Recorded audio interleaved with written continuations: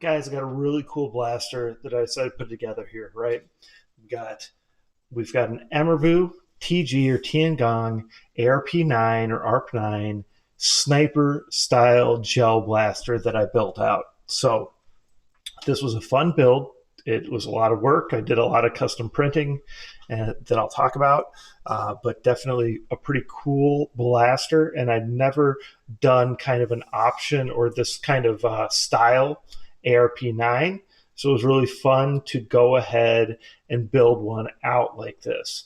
So something different than I've done before. I've done like, stock deletes. I've done some other build outs with longer handguards prior to the ARP9 TAC coming out, which had the longer handguard. I had customized versions of that. I had customized versions of, of deletes, of the stock, of shortened handguards, everything.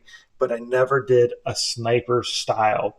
So now we got a sniper style ARP9 TAC, and it's the Emerbu ARP9 TAC made by Tian Gong or TG.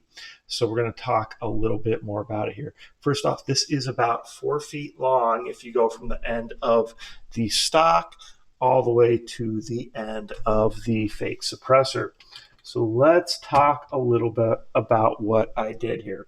So first off, this is basically a heavily modified version of a SCAR stock that is on here. So I took a SCAR stock from like a JM SCAR, and I'd already done some work to it. And of course, I basically had to get rid of a lot of that to make it work how I wanted. But I went ahead and put, like a cheek riser on there. So we got a little rise right here, put a little monopod, put a little extension here, right? So that you have the extension of this, stock butt plate. And this is from like an M249. So you can see a lot of crazy stuff going on back here. Of course, this is still adjustable. This can be, you can go ahead and spin that, right? These can be adjustable, but not as easily. But the monopod is definitely adjustable. Okay, so then we got that going on. I used the triangle design throughout since the triangles were already incorporated in the ARP9 TAC stock, right? So I went ahead and used that throughout. When it comes to the handguard, we've got that standard ARP9 TAC handguard here, mated to a short honey badger CQB style handguard. So I mated that together, right? And then we've got obviously rails connecting, and then this kind of designer piece right here, again, just incorporating the triangles and just kind of matching up nicely with the rails. So we got that going there. A little kind of grip piece on the bottom right here just for carrying. And then, of course, the full rail. Up here, we've got a nice little double canted rail riser, I guess we would call it. Again, that just adds more stability to that connection, but there's so many other fail safes and so much built out so strong that this, where the two connections are, it is basically as solid as it can be. These rails are actually reused from a different type of, actually a kind of a more of what I would call like a kid style blaster, but they're, when they're molded plastic from the factory, they're pretty strong and they're backfilled. So they work out really nice there to give it a lot more stability. And it was just nice to reuse those instead. And then I went with that same one here and then just printed these nice kind of style pieces that allowed me to go have this rail riser that you could still see through. So there's no rear sight here because you can see through those and go see all the way through if you had to use the manual sight. Just a very kind of gel blaster style, gel blaster grade, I should say, scope up here with the red dot on top, right? And over here, since we did have that dual canted riser, went ahead and put like a laser, a flashlight. Again, these are gel blaster grade accessories. What I mean by that is they're just, inexpensive accessories. These are not like high quality ones. These are just the kind that you would get with some gel blasters sometimes when you order them. Okay, put a really nice sling on here, and this is a good sling. So that's a nice sling that's paracord, right, and connects to the buffer that was already there. Okay. The other stuff I had to do is I had to lengthen that metal outer and I had to lengthen the metal inner. So I went to a much longer metal inner. The nice thing with these TG ARP9s is it really does not seem to matter how long your metal inner is.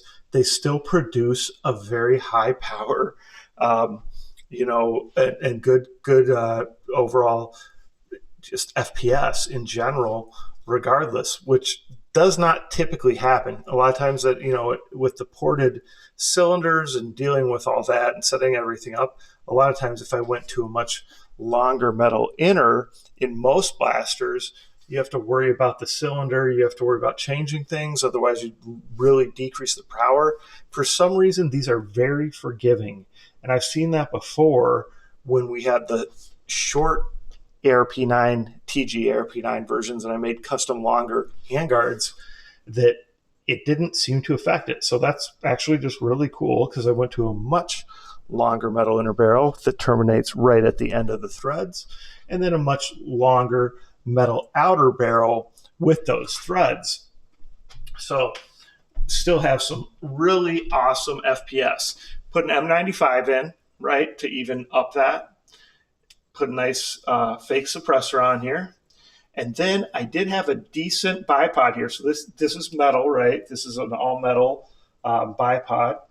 But what I ran into is it wasn't quite tall enough, right? Because of the drum mag. So I wanted to use a drum mag with this anyway, just because I knew the drum mag was shorter than the stick mag, and I thought it would work a little better for this application. But even with the drum mag, it was a little too tall. So I made some custom legs here, right, that you can see I'm pointing to right now. Made some custom legs here, and these are actually, screwed through the metal, so they're definitely on there tight, and they're very built out. There's, no issue. They still do some telescoping, right? So you still can telescope them up. They still flip up like that, right? But this way, if we go ahead and we telescope them out like I had, there's ample room to make it, function. So I wanted to make it functioning too. So there you go. That was a pretty long video, but that really discusses everything I did. Spent a lot of time on it, lots of layers of paint. Overall, I think it's really cool, really unique. Like I said, the first, TG ARP9 sniper version that I've ever gone with. And again, this was based off of the Emerbu TG ARP9 TAC or ARP9 TAC that you can get on Amazon or get from emerbutoys.com. So check back, watch the demo video, comments, questions, post them below. Make sure you tell me what you think about it. Of course, like, subscribe, share my channel with your friends. And again, I will still be continuing to do my contests. They're not always every month, but I'll still be doing my YouTube contest where you can win over $300 in custom blasters and accessories on a pretty regular basis. So anyway, thanks for the support. Share with your friends, like, comment, and tell me what you think. Thanks.